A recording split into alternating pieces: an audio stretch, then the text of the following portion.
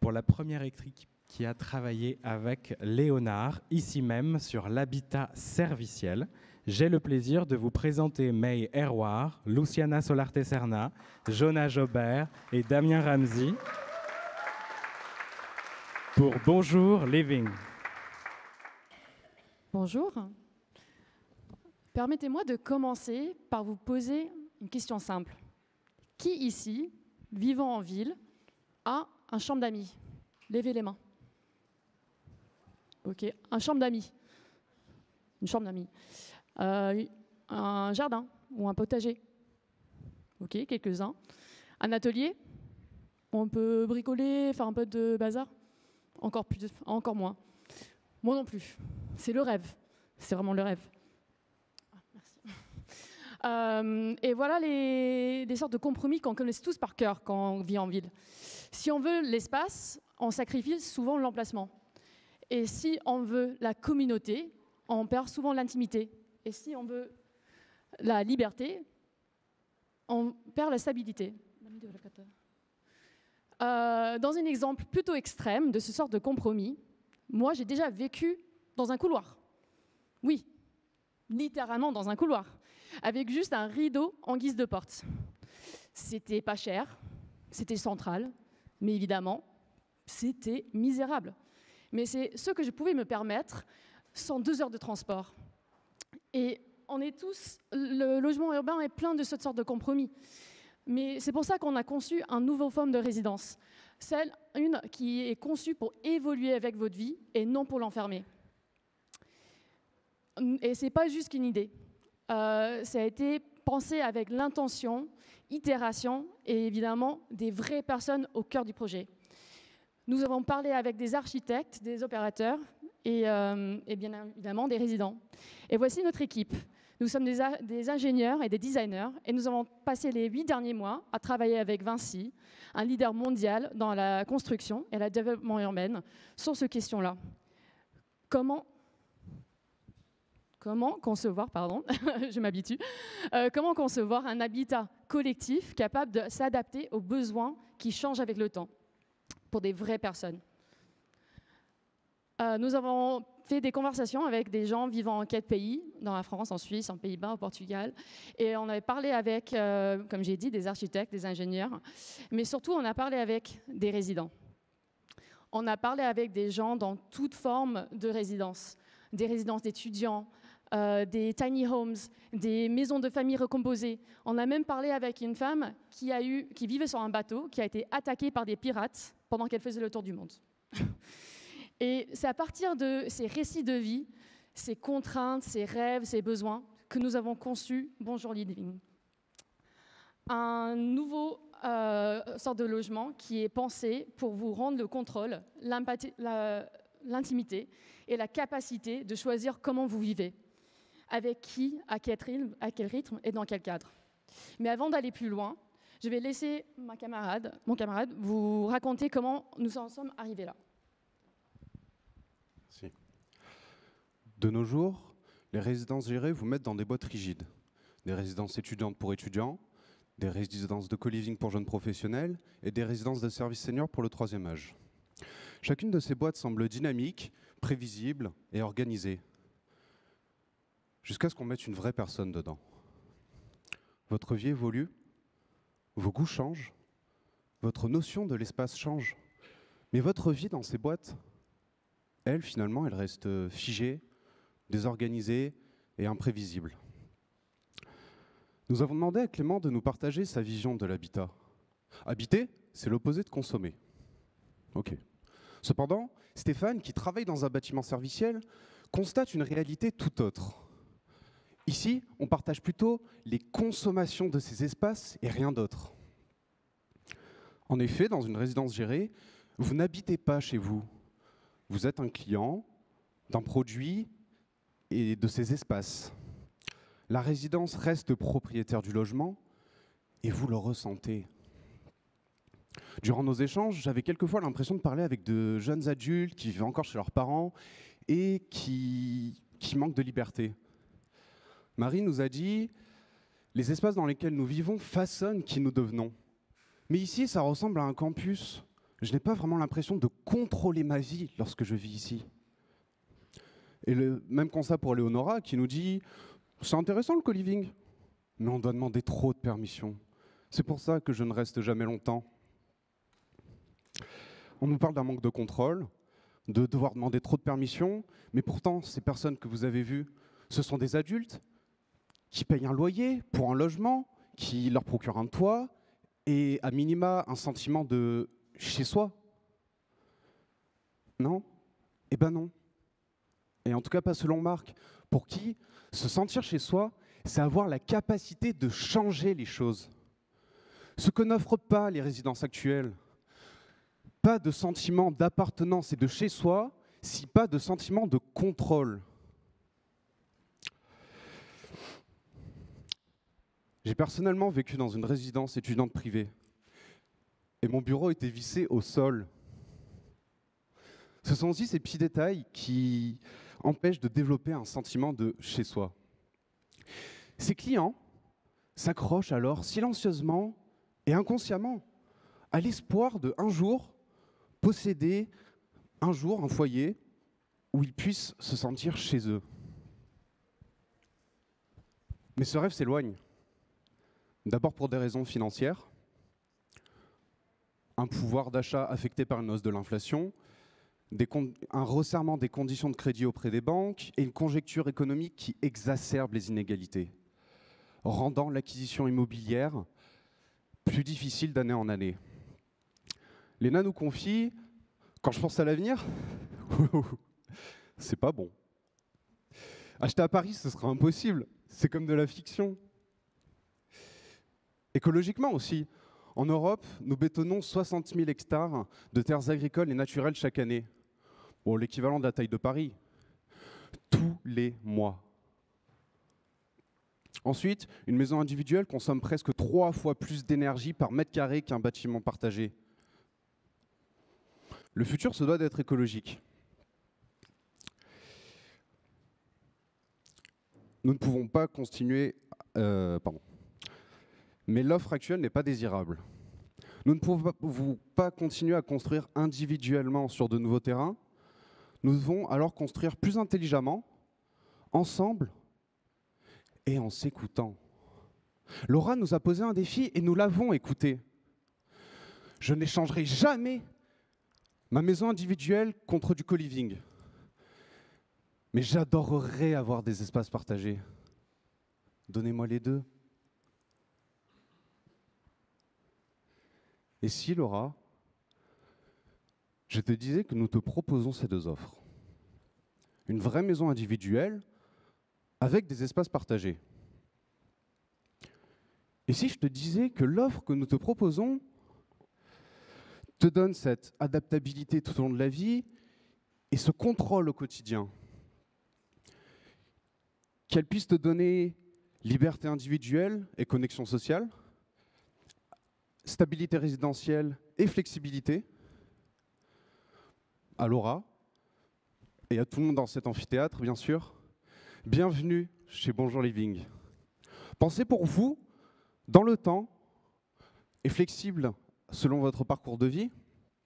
C'est une solution qui combine les atouts de plusieurs modèles existants en France et à l'étranger.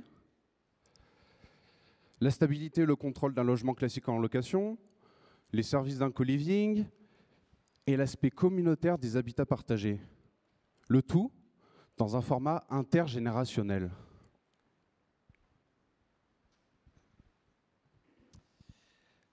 Alors, permettez-moi de vous embarquer dans un voyage vers le futur. Laissez-moi vous raconter le parcours résidentiel d'Emma, notre plus ancienne locatrice.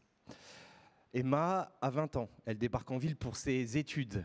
Ce qu'elle cherche, c'est un chez-soi et non une chambre impersonnelle ou alors des dépenses supplémentaires pour s'équiper. Elle pousse donc les portes de Bonjour Living. Elle accède à un studio entièrement équipé, personnalisable. C'est son chez elle, son cocon. Et autour, elle a accès à une salle de sport, à un espace de coworking, à des tarifs imbattables. une buanderie partagée et surtout un hospitality manager qui l'accueille, la guide. En quelques jours, Emma a l'impression d'être là depuis des mois. Bienvenue dans une résidence pas comme les autres. Alors, Bonjour Living, qu'est-ce que c'est? C'est un bâtiment vivant, structuré selon 4 zones qui équilibrent intimité et communauté. La première zone, l'espace privé, correspond à votre logement. Pardon. Personnalisable, équipé. Vous ne partagez pas votre cuisine, vous ne partagez pas vos toilettes, ni vos salles de bain. C'est vraiment votre intimité, votre chez vous. Le second espace correspond à l'îlot de voisinage. En fait, c'est votre étage. 3 à 8 foyers qui se partagent des espaces communs. Donc, on a avec ça une buanderie, une salle d'activité, une pièce à vivre. Ici, on fait communauté à une échelle humaine. On tisse les premiers liens. Vient ensuite la troisième zone, les espaces mutualisés. Ces espaces sont des salles polyvalentes, un jardin, des ateliers, des jeux pour enfants, des chambres aussi pour les personnes qui viennent vous visiter. Ici, effectivement, la communauté se conjugue à l'échelle de la résidence grâce à des événements, des échanges et des animations. Enfin, le dernier espace, la dernière zone, correspond aux espaces ouverts au quartier. Café, coworking, salle de sport, restaurant. Ces équipements sont rentables, mais accessibles à des prix préférentiels pour les résidents. Ils génèrent des revenus pour la résidence et contribuent à faire vivre le tissu local urbain tout en le valorisant. Mais revenons à Emma. Quelques années plus tard, elle décroche son premier CDI. Elle change d'appartement, plus grand cette fois, même résidence. Et grâce à la plateforme de gestion, elle garde son accès à la salle de sport, puis découvre de nouveaux services tels que la livraison de paniers repas à domicile. Elle rejoint aussi, toujours grâce à la plateforme, le club de running de sa résidence. Le club de running. Donc, comme vous le voyez, effectivement, son quotidien s'ajuste à son rythme. Puis, quelques années encore plus tard, Emma fonde une famille. Elle décide de rester avec un logement encore plus grand, nouveau chapitre. Elle a cette fois-ci accès à un espace de jeu pour enfants, des jeux extérieurs aussi. Elle découvre aussi un nouveau service qui est le service de mobilité, une navette pour les activités et l'école. Du temps précieux, gagné. Ponctuellement, elle se fait garder ses enfants par ses voisins, c'est de l'entraide. Et tout ce temps gagné lui permet de dîner en amoureux au restaurant du rez-de-chaussée. Et quelques années plus tard, Emma vieillit. Elle décide de rester dans un environnement qu'elle connaît très bien. Elle choisit de diminuer la surface de son appartement pour le rendre plus adapté. Elle active progressivement des services tels que l'assistance à domicile pour des tâches ménagères ou des tâches administratives, les courses aussi à la maison. Elle participe aussi, très important, à des ateliers intergénérationnels. Elle en anime même, ce qui lui permet surtout de chasser son sentiment d'isolement. Elle se sent vraiment très entourée chez elle. Alors vous l'aurez compris, tout au long de son parcours, Emma n'aura pas eu à se déplacer pour adapter son cadre de vie à ses besoins. C'est ça, Bonjour Living. Un habitat qui s'adapte à vous, qui présente une nouvelle façon de penser les résidences gérées, pour penser pour les transitions de vie, l'autonomie et la communauté, où vous êtes libre de vivre comme vous en êtes et d'évoluer. Et comme ces modèles est modulaire et évolutif, ça signifie que ça peut s'adapter à différents bâtiments, différents quartiers et aussi différents besoins des résidents. Mais surtout, c'est une façon de mieux vivre, de se sentir vraiment chez soi, pour du vrai. Et ça, on ne peut pas le faire seul. Alors, on vous invite à venir nous voir, retrouver après la présentation, dans notre stand qui se trouve... Il y a une photo. Voilà, dans notre stand qui se trouve derrière, pour répondre aux questions, pour continuer la discussion. Et aussi pour Vinci, on vous invite à un atelier, à une session privée prévue pour creuser plusieurs questions, les enjeux et les opportunités qui se présentent avec ces modèles. Merci beaucoup. Bonne journée.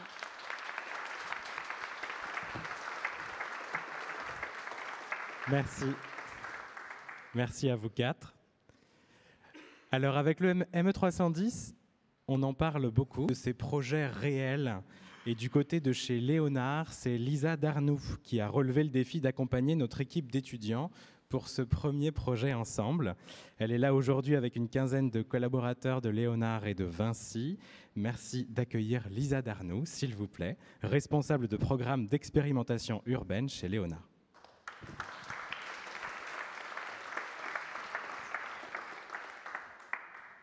Alors bonjour Lisa. Bonjour. Bonjour à tous. Et merci de représenter Léonard aujourd'hui à domicile. Tu as pu encadrer les étudiants ME310 de Paris ainsi que l'équipe de Porto tout au long de l'année. Quel retour est-ce que tu pourrais nous faire sur ce type de projet académique aujourd'hui en tant que première représentante du secteur professionnel ici ? Déjà, je voulais féliciter les étudiants pour leur présentation d'aujourd'hui, mais aussi pour tout le travail sur cette année. C'est un projet qu'on a commencé en septembre dernier, donc il y a eu plusieurs mois de recherche sur le terrain, et puis petit à petit de prototypage, d'itération pour arriver aujourd'hui à leur concept qu'ils vous ont présenté de Bonjour Living. J'ai beaucoup apprécié justement de voir les différentes étapes par lesquelles ils sont passés, puisque c'est un projet étudiant académique. Et donc on voit aussi au fur et à mesure comment ils ont pu, sur le terrain, dans leur réflexion, choper certaines idées. Et de le voir aujourd'hui dans la restitution, c'est assez plaisant de recomposer un peu ce puzzle-là. Donc pour nous aussi chez Léonard, cette réflexion avec les étudiants s'inscrivait dans une démarche prospective sur l'habitat en 2050 que l'on a initié l'année dernière chez Léonard avec une quinzaine de membres Vinci, côté Vinci Immobilier, Vinci Construction et Vinci Énergie. Et c'est venu vraiment alimenter notre réflexion puisqu'on avait identifié ce sujet du serviciel dans le logement comme étant un enjeu pour les prochaines années. Et je trouve que ça a alimenté notre réflexion. Et alors, quelle différence on peut faire entre des projets internes qui pourraient être traités au sein de Léonard, ceux qui sont en collaboration avec Vinci, si Léonard ne l'est pas toujours, et ces projets avec des étudiants ? Ce que je trouve intéressant déjà, et puis ça c'est forcément quand on sollicite l'externe, on va se défaire peut-être de nos modèles classiques. Quand on est une entreprise, quand on est dans un groupe, on a forcément intégré aussi nos contraintes, notre vision du marché, notre fonctionnement actuel, là où les étudiants ils arrivent forcément avec un regard neuf qui peut être intéressant aussi pour nous. Et puis dans le cadre de leur projet, c'est vraiment la première partie de recherche usagée qui a été intéressante puisque c'est des retours alors que l'on peut faire aussi parfois sur le terrain dans les résidences gérées que l'on peut avoir pour aussi se questionner sur la qualité de service que l'on va offrir.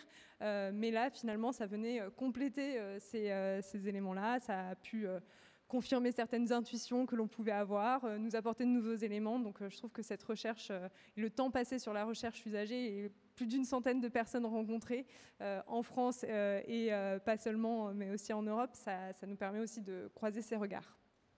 Merci beaucoup Lisa.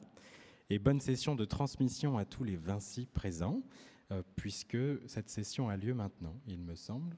On se retrouve pour les Vinci effectivement présents. Je vous invite à retrouver les étudiants sur le stand de démonstration pour prendre le temps de discuter avec eux et puis aussi pour peut-être les challenger sur certaines pistes qu'ils ont pu commencer à évoquer. J'ai notamment retenu l'accompagnement sur parcours de vie, la flexibilité, l'envie d'être quand même chez soi, surtout pas s'enfermer dans un produit. Je pense que c'est des sujets dont on va pouvoir discuter avec les étudiants juste après. Jusqu'au bout, l'itération continue. Merci beaucoup, Lisa.